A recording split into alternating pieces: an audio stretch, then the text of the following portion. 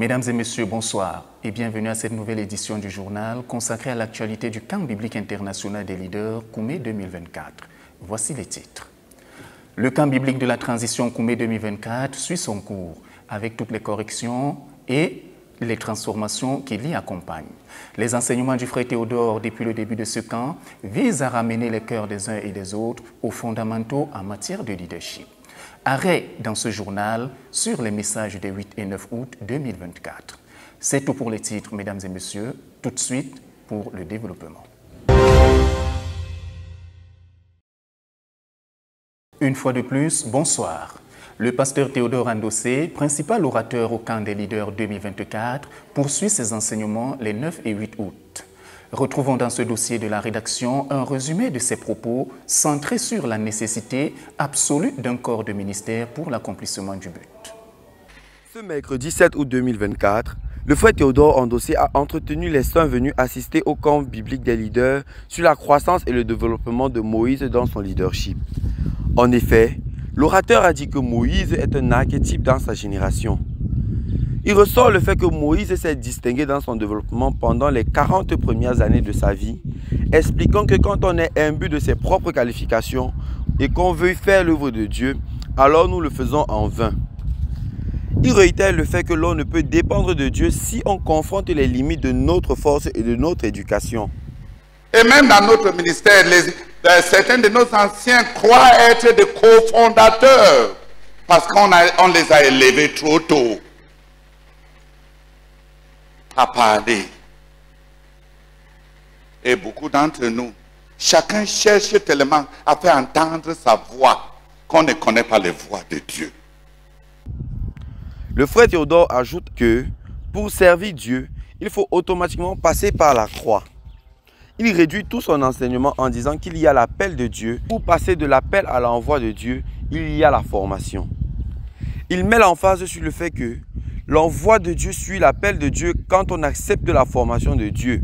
Il ne faut pas fabriquer des prophéties au sujet de l'envoi du Seigneur, a dit le frère Théodore, car Dieu a capacité Moïse en lui donnant à Aaron qui devrait lui servir de bouche et sa verge de preuve en son temps. De Koumé pour la RTVC, je suis Carlos Foucault. Dans la croissance d'une œuvre de Dieu, après le corps du ministère, on trouve l'incontournabilité de l'Église. On trouve que l'Église est incontournable dans le dessein éternel de Dieu. Ce 8 août 2024, l'orateur a d'abord rappelé à son auditoire du camp des leaders de plus en plus nombreux le chemin parcouru depuis le début de cet événement. Puis, il les a entretenus sur le corps du ministère, un enseignement qu'il avait déjà dispensé en 2012, mais indispensable dans la conjoncture actuelle de l'œuvre. En fait, il a dit que chacun des 12 disciples du Seigneur Jésus avait été appelé en tant qu'apôtre. Ils n'étaient pas appelés pour être des serviteurs de Pierre, mais dans les desseins de Dieu, quand Dieu constitue un corps de ministère, l'appel est distinct. Un corps de ministère est gouvernemental. Dieu élève au-delà de l'appel, le leadership. Il a ajouté que c'est là ce que le Saint-Esprit nous montre dans l'œuvre de Dieu. Un homme qui est le Seigneur Jésus, puis un corps de ministère, le fruit de son ministère fusionné à lui-même, engagé à la commission et à sa mission. Rempli du Saint-Esprit, soumis à un dirigeant qu'il élève parmi eux. Et il constitue alors un organe dont Dieu peut commencer à utiliser pour ses desseins. L'orateur a ainsi insisté que Dieu gère l'institutionnalisation, l'administration de son œuvre à travers les hommes. Quand Dieu veut organiser quelque chose, il cherche un homme. L'administration de Dieu, c'est l'homme. Ce sont les hommes qui produisent des institutions et des systèmes. Il a poursuivi en déclarant que dans la croissance de l'œuvre, la deuxième étape est le mot Église. L'Église est le fruit de tout ministère. L'Église est l'aboutissement de tout ministère. Il a réitéré que tout ministère qui n'établit pas et ne renforce pas l'Église n'entre pas dans les desseins de Dieu. L'Église n'est pas seulement le fruit de tout ministère, car Jésus, à travers son ministère, a produit un corps de ministère. Par loyauté à Jésus-Christ, ce corps de ministère devient un organe de croissance pour produire l'Église. Il ajoute alors que l'Église, en restant attachée aux apôtres et aux fruits de leur ministère, est un organe pour le décollage de l'œuvre de Dieu. Et on a une croissance organique.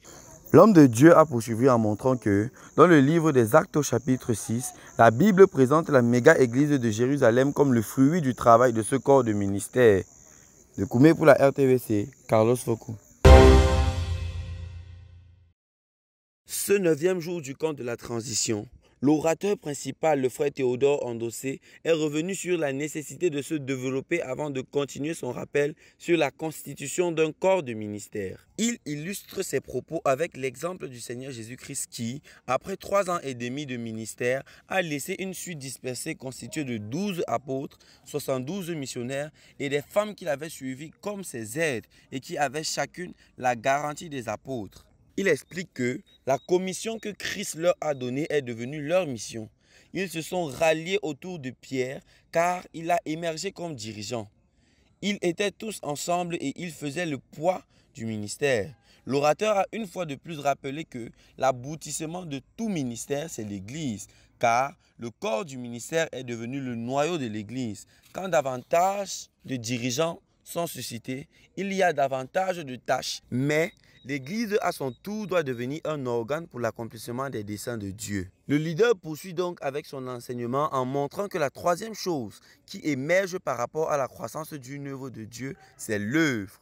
Il a ainsi dévoilé que si l'Église est locale, l'œuvre à son tour est l'entreprise qui produit les églises à travers les hommes donnés par Dieu pour le faire. Il explique que l'œuvre, c'est le travail des apôtres. C'est le développement de l'église locale qui a été implantée. C'est la totalité du travail de tous qui placent leur labeur sous l'autorité directionnelle des apôtres. Notre œuvre, à son tour, est dans le fruit du travail de ce corps du ministère qui est formé autour du frère Zach. C'est le débordement de tout ce qui est parti de la méga-église et des méga-églises qu'il a implantées à Yaoundé et Douala et partout ailleurs. Cela inclut aussi le travail de chaque missionnaire envoyé à la base d'un appel et qui place son travail sous la couverture du frère Zach. Donc, il y a un besoin de compte rendu. L'envie de voir même son travail faire partie de l'œuvre de Dieu, d'une économie divine. Le leader a aussi révélé que l'œuvre des apôtres avait un handicap, des éléments affaiblissants, le judaïsme, le légalisme, les traditions. Le Seigneur du ciel et l'évangile de Dieu se revêtent des cultures, des gens pour leur communiquer la vie éternelle.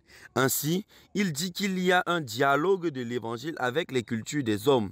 Donc, notre œuvre commence à Yaoundé et il y a des éléments de la culture qu'elle doit revêtir pour que l'évangile soit communiqué aux Camerounais.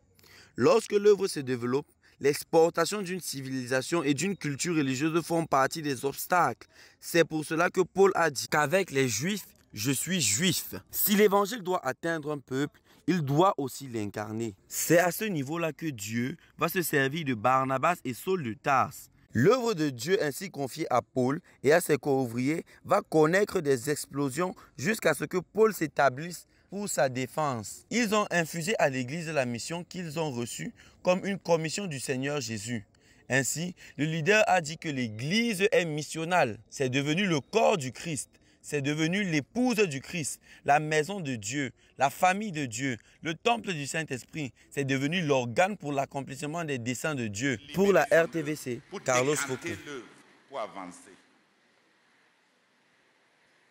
Dieu gagne et Dieu va gagner. Dieu gagnera. Dieu gagne et il va gagner. Et il gagne. Alléluia. Amen. L'instance ITF conduit par la sœur Henriette Bargas, ces 8 et 9 août 2024, a transporté les campeurs dans une toute autre dimension de la vie du professeur Zacharias Tani Fomom. Revivons ensemble les temps forts de ces échanges dans ce reportage.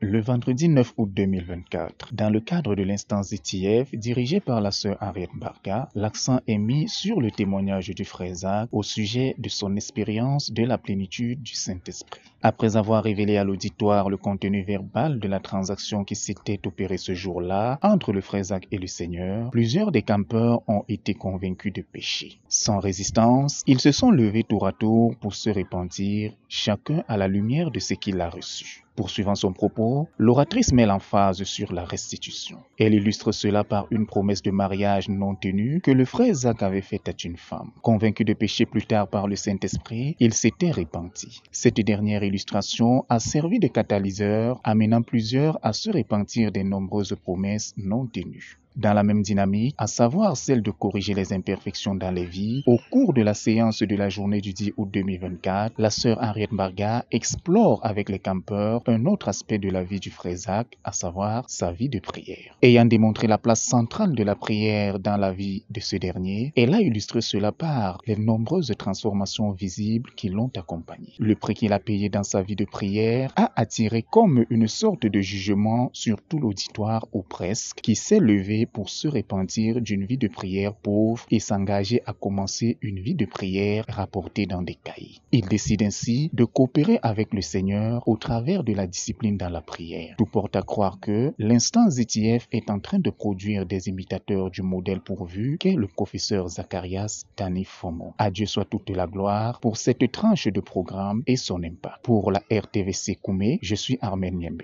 Toujours dans le cadre du camp biblique international des leaders Koumé 2024, le pasteur Victor Andossé entretient les participants ce soir du 8 août au sujet du mariage. Le mariage doit servir les desseins de Dieu, souligne-t-il dans ce reportage de Joyce Ouna. At the beginning of the seminar on marriage, Pastor Victor Andossé, the main speaker for the occasion, taught to the campus on how to build a strong home for the world conquest. In the evening of the 8th of August 2024, he underlined the importance of relationship in our ministry as a strong point for the growth of the ministry. Marriage is important to us in CMFA. Le mariage est donc important pour nous à la CMCI. Not a joke. Ce n'est pas de la plaisanterie. It is a spiritual affair. C'est une affaire spirituelle. It's not a carnal thing. Ce n'est pas une affaire charnelle. Because when we talk about marriage in CMFI, Parce que quand nous parlons du mariage à la CMCI, we talk about Christian marriage nous parlons du mariage chrétien between someone who is a believer entre quelqu'un qui est un croyant, and somebody who is a believer, a female, c'est-à-dire qu'un croyant qui est un homme mâle et une croyante qui est une femme, and the two of them. et les deux, Only two of them. les deux seulement, Not three. pas trois, Two. deux, A man un homme and a woman. et une femme. For the accomplishment of the goal, missionary couple situations are very important for the ministry. In his development, he said that men and women are different in many aspects. He pursued by listing the differences between men and women. In terms of capacity and feelings, men like when their capacities and abilities are recognized. They hate being disrespected or ignored. Contrarily, women like their feelings to be recognized and understood. They love attention. In terms of collaboration, women like cooperating with others and they like to collaborate and share ideas. Women like when people listen to them. It is not the same with men. When they face difficult situations, they withdraw and are alone. They do not want to be disturbed. Et puis, Physical separation. Support the same way. Many advices were given that day and some answers to the questions that were asked. Glory be to God for the evening of the 8th August 2024. Mesdames et messieurs, c'est sur cette note d'information que nous refermons ce journal. Merci de nous avoir suivis. Prenons rendez-vous pour la prochaine édition et que Dieu vous bénisse.